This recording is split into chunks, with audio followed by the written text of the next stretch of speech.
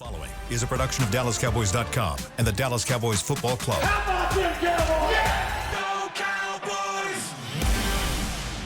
This is Cowboys StoryLine with Nick Eatman. What's up, everyone? Welcome to Cowboys Storyline. I am Nick Eatman, and it is the bye week for the Cowboys, and man, do they ever need it. Cowboys sitting at 3-3 right now, and certainly needing some extra time to get over some of these wounds that they've suffered here, both physically with a lot of injuries, and then also with the beatdown that they had against the Detroit Lions, one of the worst we've ever seen in Cowboys history, especially at home, 47-9 just last week against the Lions. Fortunately, counts as one loss.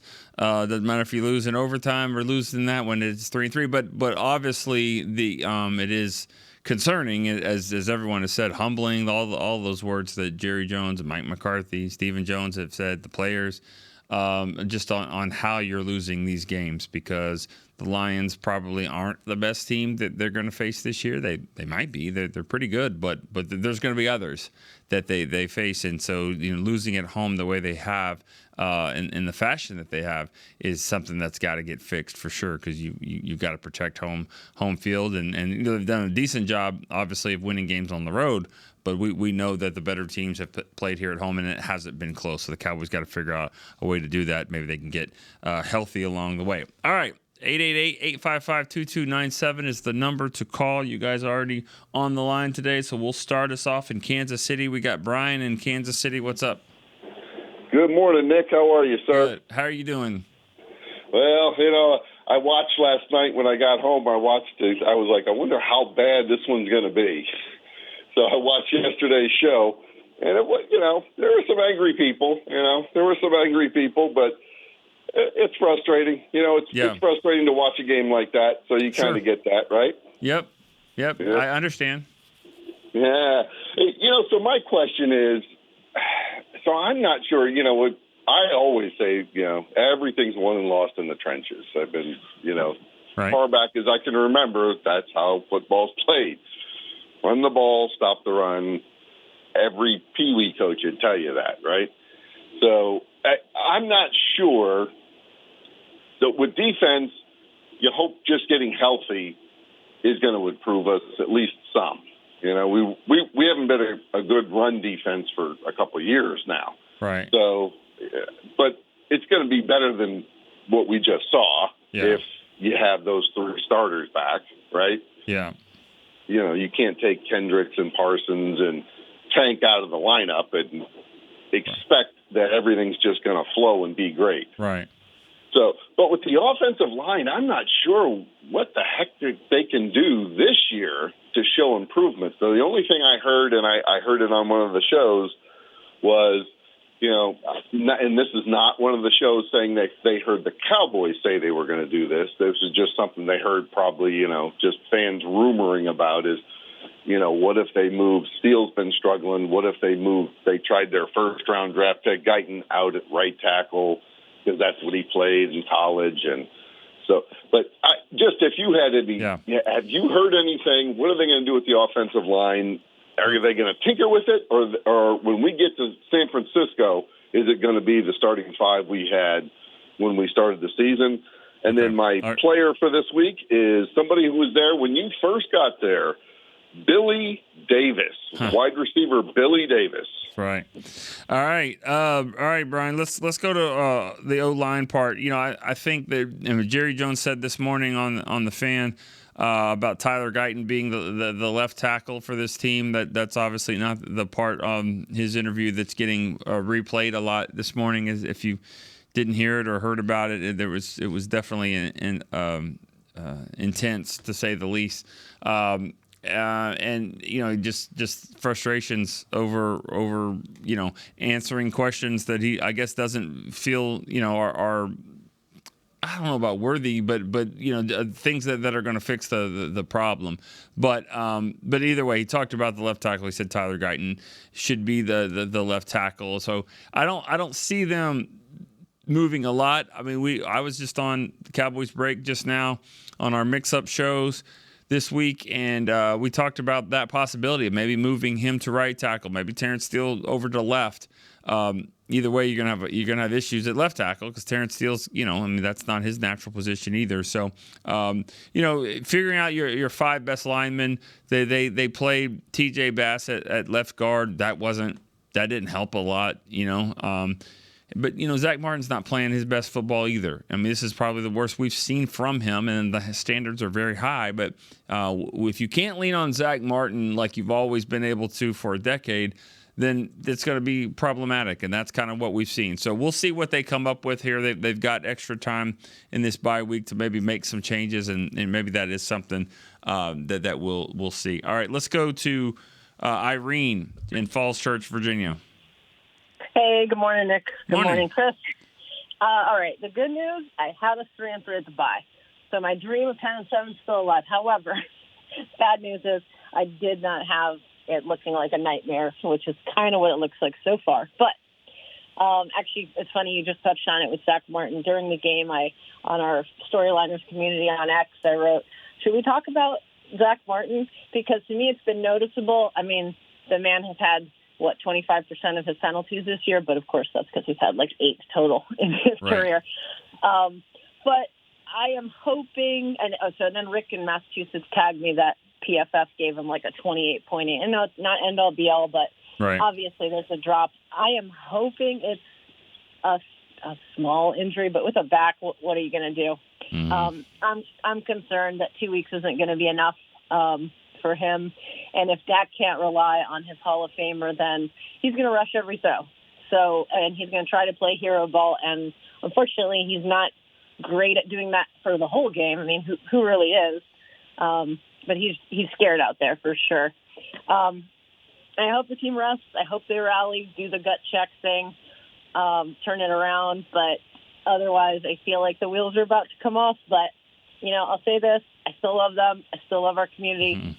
None of this will change. And that's it. Thanks for taking my call. Thanks. And I hope you guys rest and relax during the bye as well. All right. Thank you. I don't know if I heard that one part in there about Dak is playing scared. I don't know about that. But yeah, I mean, the wheels are wobbly. This is the time that, this is just like with any, I mean, I've never been in a NASCAR pit crew, but if the wheels are wobbly, when the car comes in for a stop, I mean, tighten it up. And that's what it is. This is a break right now that you can do certain things like that. I get it. You're looking at the schedule, it doesn't get easier. You got the 49ers and then the Falcons on the road. And, Falcons look pretty good. Philly and Houston at home, at Washington. I mean, it doesn't get much easier until you get to Thanksgiving and you play the Giants, and who knows? And even that game was close in the Meadowlands. It'll probably be close as well. So, the schedule is what it is. I mean, every game on here is going to be a game that the Cowboys better be ready for. But if they are, they can win all of them. I mean, there's not a game on here, and I'm including San Francisco, that the Cowboys can't go up there and get this thing working. But they have to get healthy. They have to get their offensive line in check. And the continuity on the line is so important. And so that's where I think they're going to have to figure out sooner than later, what are we doing here? Who's our guys? And I still think it is Tyler Guyton. I think we saw that he was banged up, and they didn't feel like he was 100% ready to play, which is why he didn't play at all in the game. All right, let's go to Brad in Los Angeles. What's up, Brad? Hey, Nick, how are you? Good. How's it going? It's going good. I'm a first-time caller, brother. I wanted to say I originally met you in Waco when I lived back there, and I used to go to Baylor Pro Day every year, and I had a Cowboys fan page, and you did an interview for me. Nobody else would, and I really appreciated it at the time. But cool. Well, first-time caller, man. Thank you. There we go. How you doing? Absolutely. I'm good. I wanted to talk. I know everybody wants to talk about the schedule and talk about how the season's, up in arms and how a lot of people are embarrassed. But I feel like we've, as Cowboy fans, we've been embarrassed about, that situation time and time again. I wanted to talk a little bit about the Jerry Jones 105.3 The Fan interview this morning. Yeah. And see how you felt about that being, somebody of the media and his response and just putting somebody's job or putting the fear of somebody's job, out there for basically doing their job. and just telling somebody that, it's not their job, that he'll get somebody else to ask these questions when, us as fans and everybody, excuse me, in the media around the world knows what a GM's job is. And he's obviously not getting that job. And I want to know why the owner, Jerry Jones, constantly wants to make excuses instead of doing that, what he literally will do to somebody in the media, but he won't do to somebody that works for his organization as the GM, even though he is the GM. Okay. I'm not sure I'm following. Tell me what you're asking exactly, because I got to be careful with what I say. What are you asking exactly? I know you guys got to be careful with what you say, but it's just, I know you guys can't ask certain questions because of, his responses, but I know he won't put that fear into me because he doesn't control what I do. My question is, so I will ask that question. I just want to know, somebody as a GM of a football team that won 3 Super Bowls in less than a decade, but hasn't been to an NFC championship in the last 3 decades, I just feel like in a different organization, somebody that was in that position as a GM, the way they've handled the last 30 years, the way they constantly handle the roster situation every year, even with contracts, free agents, whatever it be. If there was another GM in that situation, how would Jerry handle that? Would he get rid of that GM? Would he back that GM like he backs himself? Yeah. I just feel like any other franchise, a different GM in that situation, they would have got the boot a long time ago. Right. And I know, right. And it seems this morning, he's finally starting to feel the pressure. Yeah. All right. Thanks for the call, Brad. That's there's a lot to unpack there. You can dissect what he actually said to the guy. I've heard it twice already. I mean, it's only been an hour and a half. I've heard 2 different versions of what people think he was saying there. Is he threatening someone's job, or is he saying I could take this to another show? Whatever it is. I mean, that whole thing's a weird, dynamic too, because the fan is a partner to the Cowboys, and that's why they're the flagship of the station. So they asked the question, and they weren't even going crazy on asking wild questions. They were just saying basically what a lot of fans want to hear is like, how can they get better? Can you go make moves? And he basically cut him off and said, who are you going to get? What are you going to get right now at this time of the year? So, knowing that's the strategy. Like, he knows what his strategy is for this season and beyond. He knows what they're trying to do. He knows he's already thinking of next year's cap. He knows that he's not using a lot of next year's draft capital to go fix this year's team. So, I don't. He has the ability to kind of know what the strategy is, and so when he can say, well, that's silly, that's ridiculous, when sometimes fans are thinking, well, how do we fix this thing? We're supposed to watch this week's game and next week's game and the rest of the schedule, and it's a long season, so how are we fixing it and turning it around? And so they don't necessarily want to hear that it's just with this coach, these coordinators, this assistant staff, these players, because what we've seen right now is that it's not working. So I understand the argument from the fans. I mean, I get it, but also got to understand too that like they're not interested in going and renting a player and having him come in and maybe learn the offense or defense or whatever for take a half a season to do that just to see if they can help this team. And then what do you have to give up to do that? So that's where I think the Cowboys are kind of like not thinking. They're not really trying to make trades to get better. If there's a guy on the waiver wire that they haven't already looked at, I'd be shocked because they've done that. So that's all I'm gonna say about the stuff with Jerry. I mean, you guys can decipher what he was saying and what he means and if he was out of line or what or if the media was. But I mean, that's it all comes down to the fact that tensions are high when you get games like you had on Sunday, and now what's happening here, and as you move forward with the rest of the schedule. All right, let's go to Mike in Mississippi. We call him Rookie Mike. Is that right? Yes, sir. Hey, Nick, how you doing? I'm good, man. How are you? Hey, I think Jerry's just frustrated like all of us with that bad loss Sunday. I didn't see that coming. I thought it'd be a high-scoring game on both ends. Yeah. And we just didn't really protect Dak well at all. But I'm more of a half glass full type of guy. Yeah. So I just want to say to all the Cowboy fans out there, look, we're 3-3 going into the bye week. Well, one game out of first place. I could see if the Eagles or Washington had a 3-game lead, and then, yeah.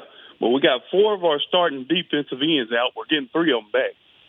Yeah. We got our middle linebacker out. We're getting him back. We got 2 of our top cornerbacks out. We're getting him back. Our left tackle's out. We're getting him back. But we got a wide receiver out. We're getting him back. So, I mean, the list goes on and on. So I just was like,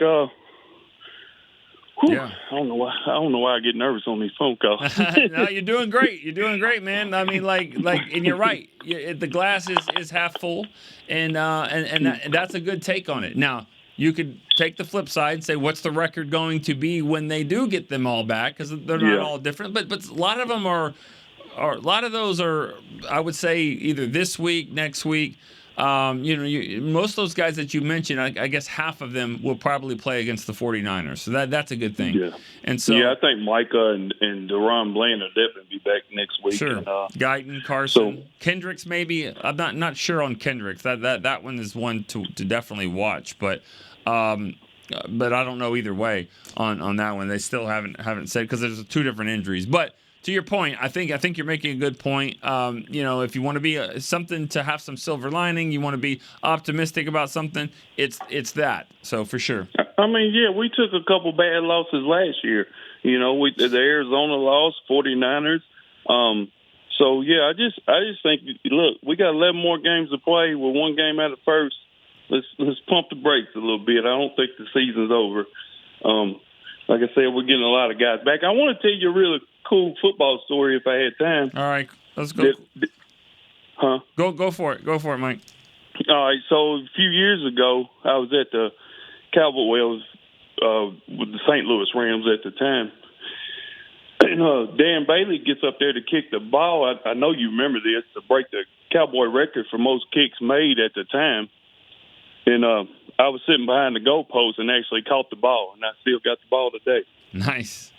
Yeah, so, and I want to ask you a quick question. Have you always been a Cowboys fan, or you just become one when you started working there? No, I was when I was 3 years old.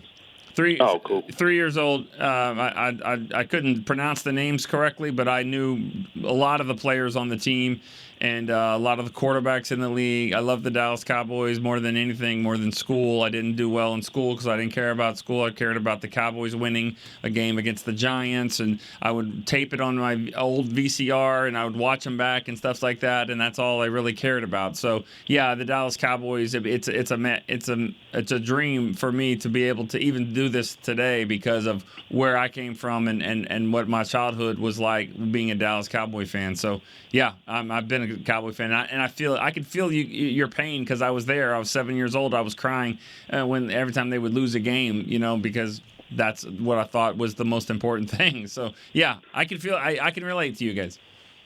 Yeah. Okay. Well, right. I'll keep calling back. All right. I'll try to call in every Tuesday if I can get through. I tried to call in years to talk to you, but couldn't never get in. But I gave up.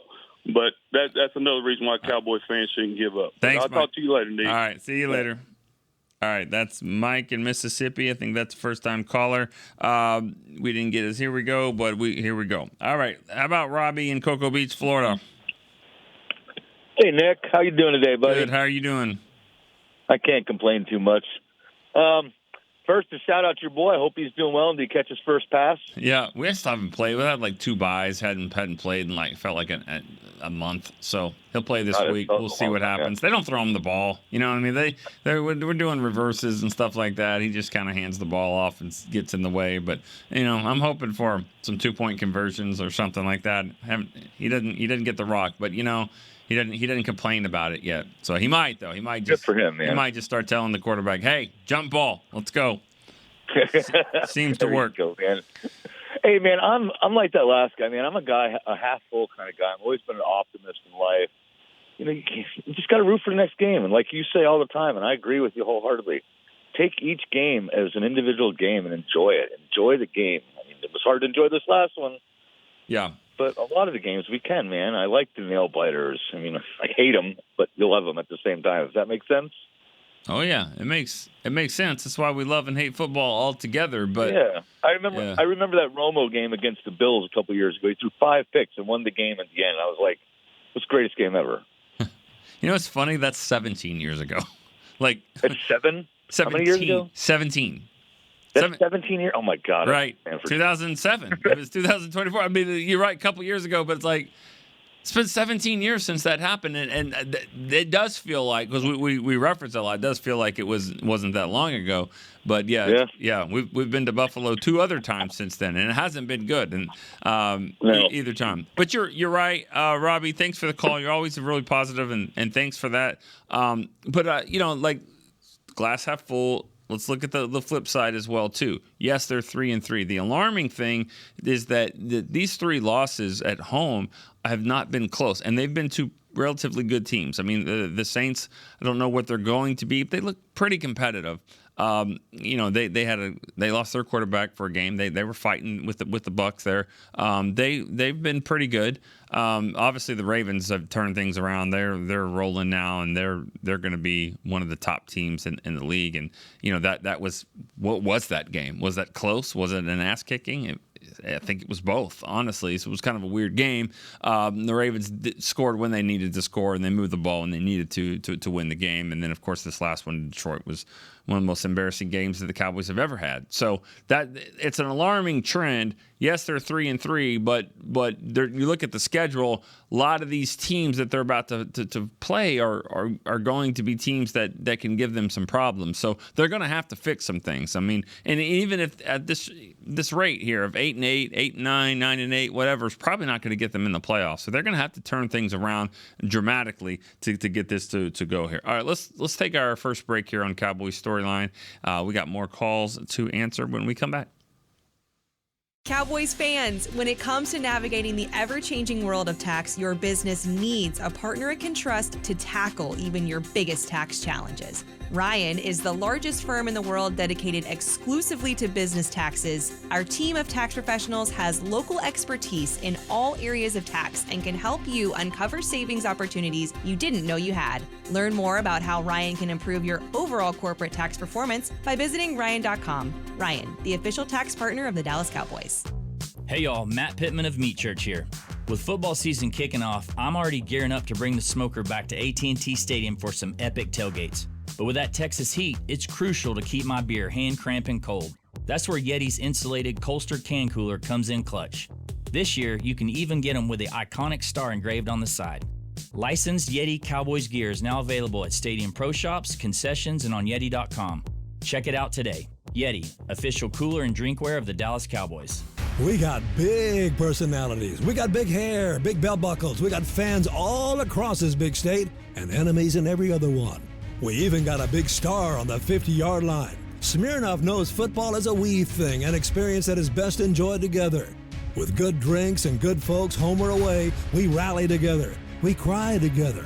And we always rally cry together because, most of all, we got big love for them boys. Smirnoff, we do game days. Please drink responsibly.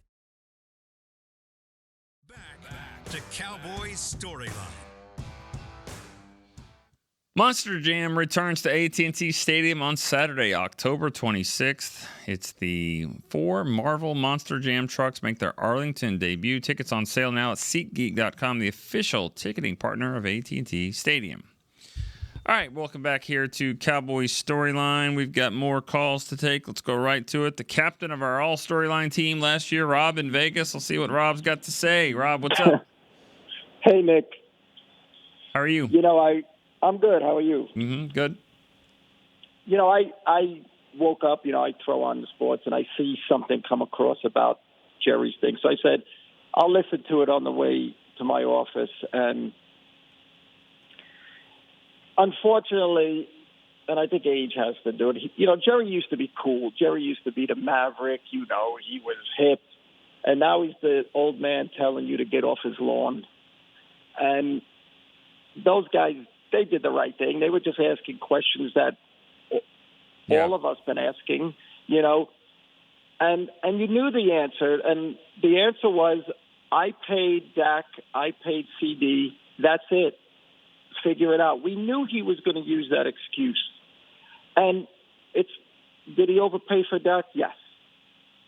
But my thing is, as fans, we look at it like, and I keep saying it, I know I sound like a broken record. You had a good team last year. I know you got killed by Green Bay, but you had a good team. We saw the deficiencies, and you did nothing to fix them. And it was like, so how did you think you were going to be better this year? And all the fans that are calling in and saying, take it week by week, we do. We take it week by week. But there is no fun watching a game where the game's over in the first quarter. And there's been 3 of them this year. I mean, this team has nothing to lean on. The coaching staff is gone in a couple of months. Everybody knows it. Your head coach really doesn't bring anything to the table. To be a head coach, you either have to be a really good play caller or a disciplinarian, and he's neither. How do you fix it, Rob? How do you fix this season? You don't. You don't fix the season? You can't, because you can't fix your offensive line this year. Zach Martin, and I put it out there, Bill Parcells said, if you start thinking about retirement, you're already retired. That's what you're seeing in Zach Martin. You can't fix that. You can't fix Tyler Guyton this year. Next year, he'll be better, but he ain't going to take a leap. BB, those guys will not be all pro. So you can't fix that. You have no running backs. You can't get one. You don't really have a number 2 wide receiver. You have guys, and we'll see what happens. But you can't fix what's wrong. You can't fix the defensive line. You have nobody. Okay, Rob, I get I get what you're saying here, but I get what your opinion is. I mean, not that's not fact. That's just what your opinion is. But no, of course, nothing's fact. Right, but I'll tell you, there is one fact. The fact is, Jerry Jones does not use free agency correctly. He has never built a team ever since Jimmy Johnson left. Jimmy built those 90s teams. He was the talent evaluator. Still opinion. Jerry Jones. Well, no, it's fact, because once Jimmy left, we have never won a championship.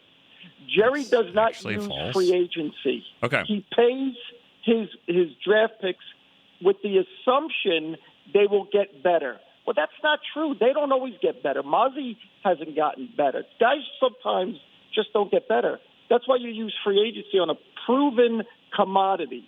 And he doesn't do that, and that's why we are where we are for the last 30 years. No, you got to be better than that. You got to be better than that. You can't What do you mean? You can't say Mozzie Smith. You can't talk about their draft picks and say Mozzie Smith, and that's it. He's a bust. You can't do that. You can't say 14 years of drafts and go with Mozzie Smith and Taco Charlton and say that they're not drafting well. That's ridiculous. I'm not saying they don't draft well, but you cannot win a championship without using free agency. It's proven. You draft, but when you need certain, like a defensive tackle or a wide receiver, whatever, you need to fill certain spots with free agency. This ownership refuses to do it. All the other teams do, and they win. We have not. And he says, we just don't pay guys in free agency. That's the biggest difference between the Dallas Cowboys and every other team. Thanks for the call. Let's go to Ali in Florida. Thanks, Rob, for the call. Thank you. Ali in Florida's next. Hi, Nick. How are you, sir? What's up? Not much. I just want to make a few comments and then hang up and listen. I don't blame Mr. Jones because he went out of his way to do everything for the Cowboys, and he signed Dak and CD. It's their responsibility to play up to their contract. Mr. Jones is only one person. GM, owner, how do you want to dice it? But it's a lot of coaching and stuff around them. And this loss, I don't blame the defense because they have a lot of new players off the street, patchwork here, patchwork there. And the blame should go on the offensive side. I remember Mike McCarthy says, oh, yeah, we won't worry about CD shows up. He's working hard. He's professional. So was Dak. I mean, do they gotta give refund to Mr. Jones? I mean, this is horrible for the money they're gonna make, and every time they miss each other, they look at their TV, put their faces like they're complaining about something went wrong. But to me, it's the Cowboy season. It is what it is. We still love it, but honest to God, Nick, you come from the great family, great mom, great dad. It's nice to understand a little bit of this fan base. They all really hurt. And you be such a gentleman with them, which is really, you got to go out of your way, even though they're ridiculous sometimes. Be a little bit sympathetic to them because everybody's hurt, including me, including you, including your own family, you know. Yeah. We take a pride about the Cowboys. I love what you do. This is what you sign up for. That's our role, to calm the water, you know. Love you, brother. All right. And talk to you later. Thank you. I appreciate it. You know, and I get the frustration of all the fans. I mean, I get it, and especially because I watch games too. You feel like you have it figured out, you know, and there's fans that call in and say, well, why aren't they doing this or this or this? And that, I mean, that's what the previous caller, Rob, was like. Well, you got to win it. You got to do this in free agency. And I mean, they aren't built that way. They build through the draft. They re-sign their players, and you know, you do get some free agents, not the ones in March. Not the ones. I mean, you can't sit here and say that they overpaid for Dak and overpaid for CD and then say they should have done free agency.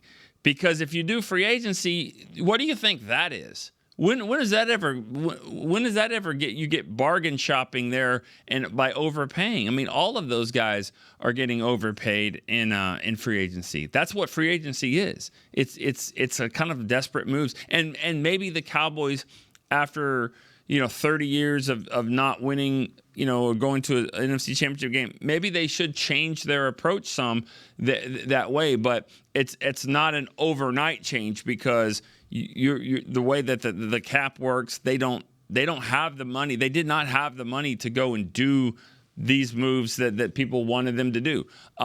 There are some that I think they made a mistake on. They probably shouldn't have made that trade with Trey Lance.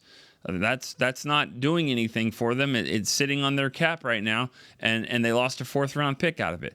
That was one where they thought that they could develop, and he's probably going to be a free agent at the end of the season, and that's going to be a move that wasn't the best. And that's one of the things that Jerry said on the radio Tuesday, that like if he goes back and goes all the mistakes that he made, well, that would take 5 years to talk about every single mistake. So you make mistakes, you make good ones, you make bad ones.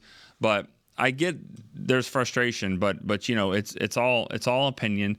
There's no right or wrong way to do this, and so getting all worked up about it's not going to do anything. All right, let's go to Alan in Clearwater, Florida. Hey, good morning, Nick. Good morning. About Rob's call and what you were just talking about first. I agree with you, and I disagree with Rob that this is not a free agency issue. If you look around the last 10 years, the teams that go very heavy in free agency are really not the ones that are winning Super Bowls. It is the teams that are adding 1 or 2 key players, and perhaps the Cowboys have not spent on 1 or 2 key players. Right. But I think their system is perfectly suitable, because bottom line for me, my individual perspective is the talent on the team has been good enough to do this. I don't think there's any doubt. You don't go 12-4 in the NFL 3 years consecutive, and you don't without the talent. We have the talent. We even have the talent now. My opinion is it is a failure of coaching. And here's my position. To me, leadership and coaching is about 3 basic things. It is about putting your players in the right position, using the talent that you have wisely, creating the right game plan, and discipline. And discipline is about also motivating players. I think it's a myth that in this era, these young men don't need leadership at the very top. And so, if the players are not executing the scheme, so here's my evidence for my position why it's all about coaching. Again, we had a team that went into Pittsburgh with the same personnel a week later. We're missing all our starters, right? And look how we played that game. When certain teams are matched against our coaching staff, we do fine.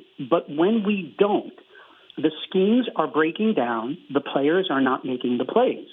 In my opinion, this is where great coaching comes into play. This is what the Belichicks do. This is what the Andy Reids do. I was watching this Chiefs play when they were down at halftime 2 weeks ago, and they were interviewing Reid, and he says, yeah, there's a couple of things we're going to clean up. We'll get it right in the second half, right? The great coaches make the in-game adjustments, and they change their game plan because the other team's coaching against you. So this team, when we're getting beat, and I think that's what accounts for the discouragement about the last terrible home losses, is when we're getting beat so soundly. And if you go back to last year, we all said when the defense started to collapse, and we said, why did Dan Quinn change the whole scheme for that game to match the Packers? But then when you see it's not working, how come we're still getting the same result in the second half? And so in my position, the three things the Cowboys are failing at, the discipline issues, if the team is not playing hard enough during the game, well, yeah, of course, that's the players, but that's what we're paying coaches to do. You pointed out it's very troubling to hear during the week that they're not practicing well.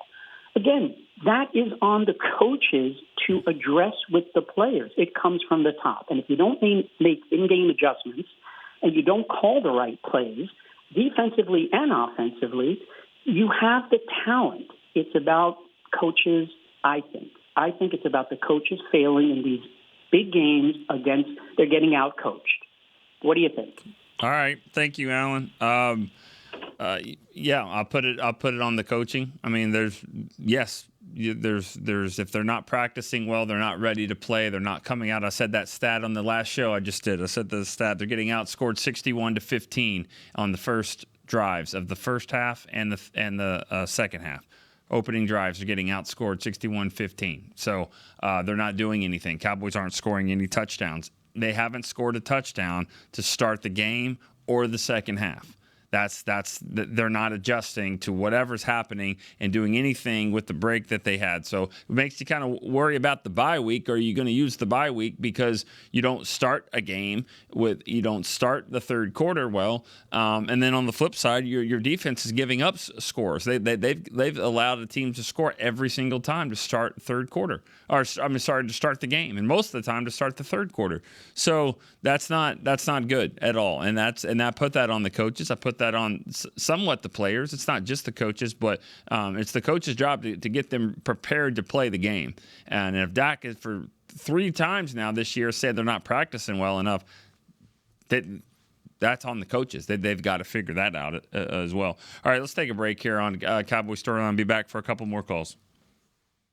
Discover Aiden, the official luggage partner of the Dallas Cowboys and Dallas Cowboys cheerleaders. Known for top-tier engineering and craftsmanship, Aiden offers more than just bags. Originating from Australia and designed in New York, it merges fashion, design, and culture. Used by Dallas Cowboys players, staff, and the entire organization, Aiden provides style and functionality for all travelers. Visit AidenTheBrand.com and use code AidenXCowboys for 25% off your purchase. Travel like your favorite stars with Aiden. Altec Lansing has been perfecting sound since 1927, bringing you decades of audio excellence to elevate your Dallas Cowboys tailgate ritual. Equip your next pregame with the Sound Rover 180 with 6 hours of playtime, built-in microphone, multicolor light modes, and a rugged exterior that's built to last. Visit AltecLansing.com/Cowboys15 for 15% off your Sound Rover 180. That's AltecLansing.com/Cowboys15 for 15% off. Altec Lansing, official audio partner of the Dallas Cowboys. Back to Cowboys Storyline. Stay connected with the Dallas Cowboys on your connected TV. Catch up on all the content such as player interviews, weekly TV shows, podcasts, docuseries like Deep Blue, and much more. Download the Cowboys Now app on Amazon Fire, Roku, and Apple TV. All right, let's go to the next callers here. Back here on Cowboys Storyline, we've got Gavin. He's in Oklahoma City. Gavin, what's up? Hey, Nick. How's it going? Good. How are you? I'm all right. I like what you were saying yesterday when you were talking about it. You can kind of give the defense a pass, but what's the excuse for the offense? 'Cause right. to me, if the offense goes out like everybody thinks they're going to do and does well against the questionable Detroit defense, then when you don't play complimentary ball, as Mike McCarthy likes to say, things just roll downhill. And with the injuries we had on defense, we can't just leave them there on the field all the time. It just made the game unbearable, obviously. I have one question for you. I think as a team, this starts as a coaching issue.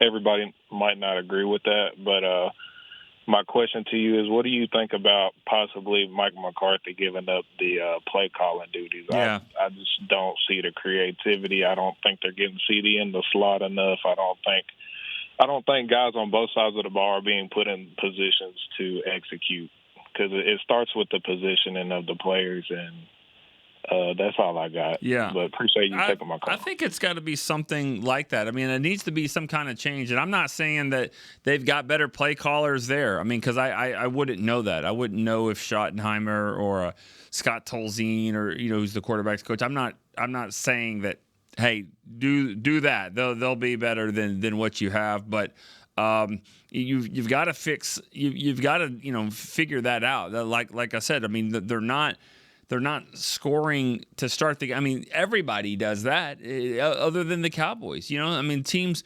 even Cleveland, they didn't look very good, the whole game. But that first drive, they had some things going. The same with the Giants. The Giants moved the ball pretty well. You see your best stuff. And why aren't you seeing that with the Cowboys? Why aren't the Cowboys doing that in their first drive? And they continue to take the ball. That's the thing. I mean, if you're not going to score a touchdown, then why take the ball and punt and put them in position here, or just go get a field goal? I mean, if anything, I think they've got to start deferring. I mean, if they're winning these tosses, I mean, there's and they've won a lot of them. That's the thing. I mean, you'll probably start losing some of these coin tosses, but they need to start the ball in the third quarter. I mean, to me, but whatever it is, they're that's not their biggest issue. It's not that. This runs way deeper than that.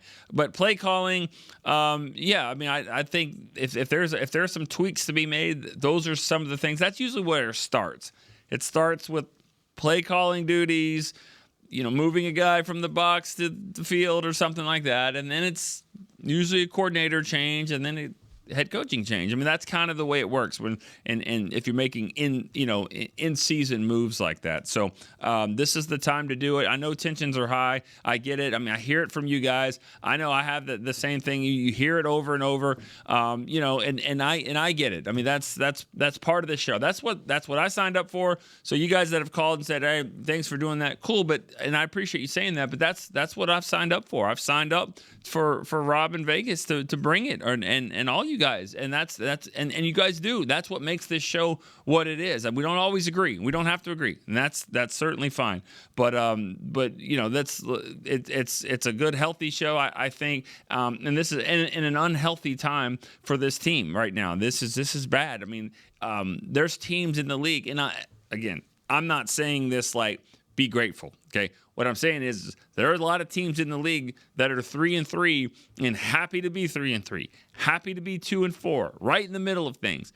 And the sky is falling on the Cowboys at 3-3 because of how they're playing. And I'm saying rightfully so. I'm not telling you guys be grateful for what you have. You can be worried because this is worrisome. I mean, this is an up and down. This roller coaster ride, like I always talk about, is a jerky one. I mean, this is one where you don't feel good at all, and even the fun times you don't feel good. Even the wins have been. There's been no fingernails left, for the Pittsburgh and Giants game, and so I get it. Let's go to another caller here, probably our last one. Leon in Sarasota, Florida. Hey, how you doing? What's up, man? I just have only two things. I don't feel like it's a coaching issue. The coaches can only do so much. They can only teach them so much. They can only go through drills so much and go through walkthroughs and play so much. I feel like it's up to the players to execute. what the coaches are giving them to do. Also, I just wanted to know what's the hold up with, and what is the deal with holding Dalvin Cook back when we see that nothing's really happened with the run game with everybody else. So why not give him a chance? Yeah. Thank you for taking the call. Thank you. I wish I knew the Dalvin Cook situation. I don't know it, and I don't understand why. I think if he doesn't play this week against the 49ers, then I would let him go. I mean, I would not keep him. I mean, I don't know. You're not developing him, so why waste the practice squad spot for somebody? I mean, you're not going to continue to develop him just to stash him in case you need him, because you need him now. I mean, I don't know what they think they don't need. They need them now. The running game is the worst in the league, and it's putting them behind the chains. They can't keep up because they can't be balanced. And then once they start to throw the ball, then everyone knows they're throwing it, and everyone knows who they're throwing it to. So, like, that's the problem. You've got to be able to offset that. It's first down from the 12-yard line. You've got to be able to get a 4 or 5 yards, not -1. Like what happened with Zeke. And so Dowdle, Zeke, it was okay against Pittsburgh, you know. I mean, everyone said, oh, well, they found it. It was 87 yards rushing. 87 yards rushing, and we're like, Rico's the guy, you know. I mean, Emmett had 87 in the first half sometimes. I know he's on Emmitt Smith, but I'm just saying, like let's not, because it's been so bad, we kind of think, well, now it's better. 87 yards rushing for a game is not better. It's not the standard. So they've got to figure this out. And if Dalvin Cook, he says he's ready, he's been there, he's done it in the league before, he should be fresh. Man, if he's not playing against the 49ers, I don't understand. I will never understand that then, unless if he can't get himself ready to go, then that's my point. What is he still doing here? Like, what are they, you know, I mean, he's a veteran. He's played in this league long enough. He's been in Pro Bowls. He should be ready to go, and I think he will be, and they need him. So you add those things together, and it doesn't really make sense at all why he's not playing. So this is the time to do it, though. I remember them saying short week is not the week, you know, the Giants week, where short week, don't put Dalvin Cook out there. Well, this is the longest week you'll have of the season. This is two full weeks. He should be ready to go, and Lord knows the Cowboys need some kind of jolt, maybe, you know, combination of having him out there, having some of the defenders back. You know, you're talking about two guys that were sitting there on the Defensive Player of the Year award for the NFL honors. Two guys. They didn't win it. Myles Garrett won it, but the other two, Deron Bland, Micah Parsons, they were both there. They were both finalists. They both should be coming back. That should help this defense in more ways than one. Eric Kendricks, if he can come back, you can get guy on every level of your defense back. That certainly will help. And obviously the Cowboys need all of that. So, all right, we got one more show this week. We'll do a show on Wednesday. Might have a special guest still working on that just to kind of see what we'll have in here. I know there's a mix-ups on all the other shows. I've been on the break today. I'll be on the break also on Wednesday, so we'll be able to kind of have some fun a little bit and mix some different lineups up. But the storyline, for the most part, on Wednesday will stay the same. All right, guys, appreciate the calls. Hang in there. Like I said yesterday, hang in there. It's going to get better here at some point. Give this team they'll get a break. They need one, and maybe they can come back and try to figure out the answers to turn this thing around. All right, for Chris Beam, I'm Nick Eatman. We will see you next time on Cowboy Storyline. This has been a production of DallasCowboys.com and the Dallas Cowboys Football Club. How about this, Cowboys?